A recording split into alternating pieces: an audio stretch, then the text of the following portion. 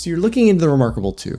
It's a great device, but the recommendation is quite a bit more complicated than when it first came out. There are a number of competitors who are doing cool things like Amazon, Boox, and Supernote, and also the device itself is getting up there in age, and a reMarkable 3 could be just around the corner. So should you buy a reMarkable 2 in 2024? Well, have a seat and I'll give you my thoughts on the current state of the reMarkable, and stick around to the end to see if I would buy another one if mine were lost or broken. So let's start first with who should buy a reMarkable to begin with. And this may be a bit of a controversial point, but it's not for everyone. I would consider this device primarily a creation device. It's called a tablet, but the reMarkable has more in common with a pen and paper than an iPad. Comparing those two devices, you may want to zoom out a bit and rethink your approach. The iPad can technically do everything that the reMarkable can, and many things that it can't. But when it comes to writing, the reMarkable's like Kendrick, and the iPad's like Drake. The reMarkable's good at writing, and the iPad isn't. Yeah, I went there. If you're looking to slow down, be more intentional, and spend more time with your thoughts, then go with the reMarkable. Otherwise, the iPad is probably closer to what you're looking for. So what about those people who already carry traditional notebooks? Well, if that's you, then I think this is an easy recommend, and in my opinion, a huge upgrade. For years, I used Moleskine and Baron Fig notebooks, and I don't miss them one bit. So let me tell you a little bit about why. First of all, you have backups. You no longer need to worry about losing a notebook. If I forget it at a coffee shop or my backpack gets stolen, I'm out of device, but I still have all of my thoughts and ideas because they're backed up to the cloud. Also, my notes no longer get smudged or stained from food or coffee. Whenever I look back at my old notebooks, especially those from the startup days, they're all smudged and have coffee stains everywhere. Turns out I was a huge slob. The other nice thing is I have everything all in one place. This device is extremely convenient because if I have this one thing, I have all of my notebooks and they don't get heavier over time. With my paper notebooks, I went through a few a year and I only carried the one I was actively writing in with me.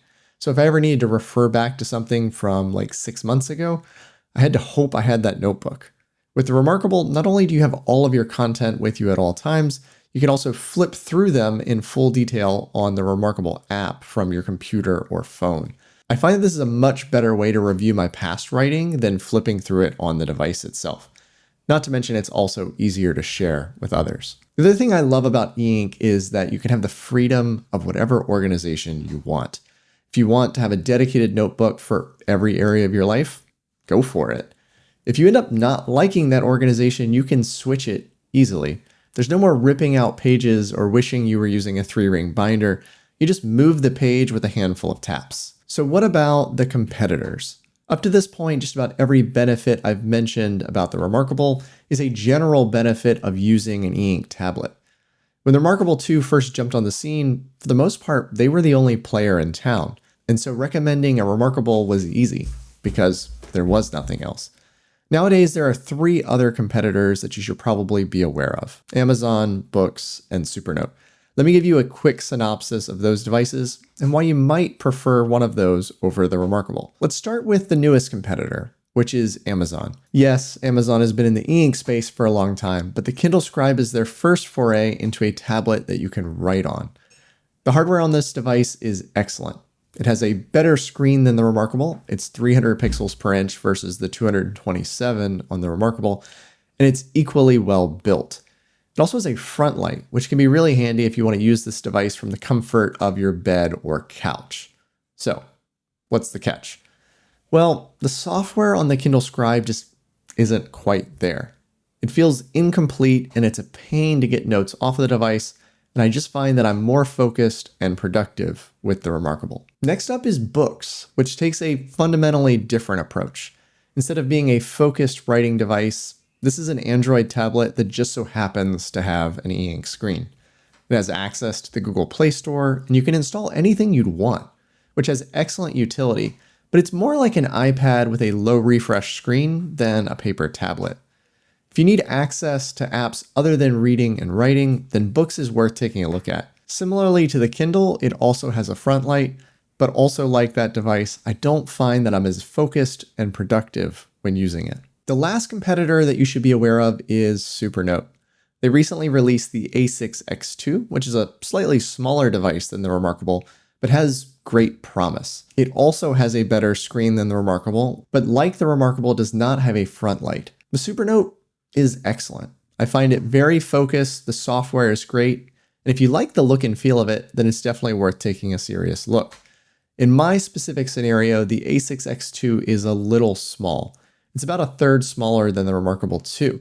But Supernote is planning to release a new model, the A5X2, towards the end of 2024. At which point, I think reMarkable has a serious competitor that they should worry about. Enough with competitors. We've taken a look at those. What about reMarkable's biggest competitor, themselves? The reMarkable 2 originally released in August of 2020. That's almost 4 years ago at this point. I think it makes sense to expect that a new reMarkable is coming at some point in the future. But if we take a look at the most recent rumors, it may not be quite as imminent as it appears on the surface. The latest rumors we've seen indicate that reMarkable is planning to release a new 12-inch color reMarkable at some point in 2024 or 2025. The timing on that isn't clear. If these rumors are true, then this would mean that this isn't a direct replacement to the reMarkable 2.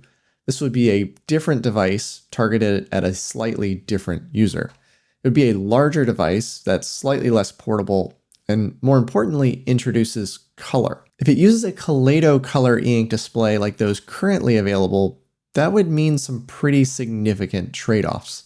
With Kaleido displays, I find that the quality of the black and white image suffers from the addition of the other 3 colors and the color filtering layers necessary to produce the colors that you're expecting. If your primary use case is writing, sketching, journaling, anything that's predominantly simple black and white notes, I don't think this device is going to be a perfect fit based on that. I don't actually expect this device to replace the reMarkable 2.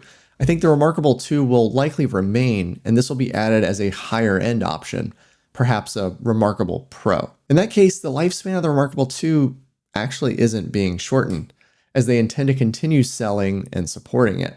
So, on to the key question for today. Would I rebuy a reMarkable 2 in 2024? Yes, I would. I have a number of e-ink tablets here around the house, and I've used each of them extensively. And every time I end up coming back to the reMarkable when it's time to sketch designs or focus and think deeply. For me, that's the most valuable aspect of an e-ink tablet. And at least as of the time of this recording, the reMarkable 2 is still the device that helps me to get into flow state and stay there the best. Hey everyone, that's it for this one. Thanks for watching. If you're new around here on this channel, I share tools and tips to help improve your focus and creativity.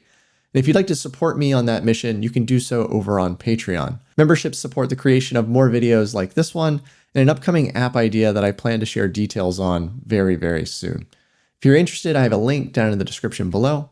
Thanks for watching. Thanks for your support. And until next time, cheers.